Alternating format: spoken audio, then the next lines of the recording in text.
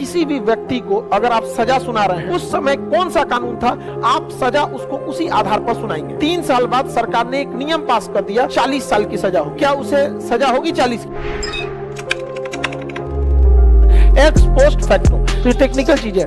देखिए इसका मतलब है, आप समझिए, एक्स पोस्ट फैक्टो का मतलब है कि किसी भी व्यक्ति को अगर आप सजा सुना रहे हैं तो आप अपराध करते समय क्या कानून था, अपराध जब किया वह व्यक्ति उस समय कौन सा कानून था, आप सजा उसको उसी आधार पर सुनाएंगे।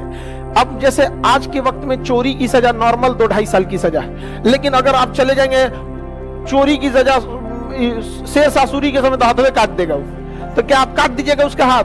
नहीं।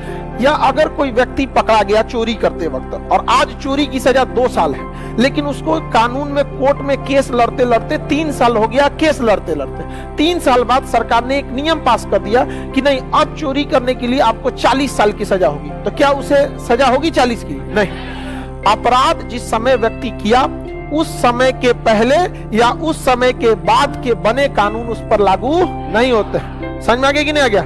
एक्स पोस्ट फैक्टो, समझ में आ गया कि नहीं आ गया? आपको इसका सबसे अच्छा एग्जांपल मिलेगा, मतलब एकदम जघन्य अपराध हुआ था 2012 में, दामिनी का हत्याकांड, ठीक है? तो उसमें जितने अभियुक्त थे उन्हें तो फांसी लग गया, एक 17.5 साल का था, समझ में? वो छूट गया केवल 3 साल पर। उस जो बलात्कारी थे उसमें हत्या भी कर दिया था बाद में, तो उसमें एक 17.5 साल का था, बट वो 6 महीना के वजह से एडल्ट नहीं हुआ था, तो उसको जुवेनाइल जस्टिस बोर्ड में डाल दिया गया। जुवेनाइल कोर्ट में अधिकतम सजा 3 साल की है। ये बताइए, वो 6 महीने कम होने की वजह से उसने इतनी बुरी अपराध करके भी बच गया। लेकिन उसके बाद जस्टिस वर्मा कमेटी का गठन किया गया। जस्टिस वर्मा कमेटी ने कहा कि आप वोट डालने के लिए या आधिकारिक कार्य करने के लिए 18 साल पर आप एडल्ट यानी बालिग होते हैं, लेकिन अगर आप अपराध करते हैं तो आपको 16 साल की उम्र में ही बालिग समझ दिया जाएगा। तो अब इस गलती में मत रहिएगा। अब अगर आप बहुत बड़ा जघन्य अपराध कर देते हैं ना, 16 साल से आपको क्या मान लिया जाएगा?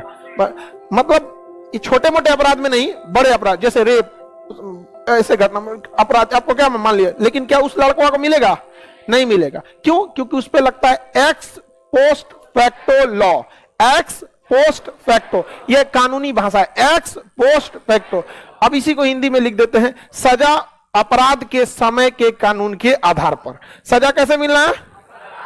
सजा अपराध के समय के कानून के आधार।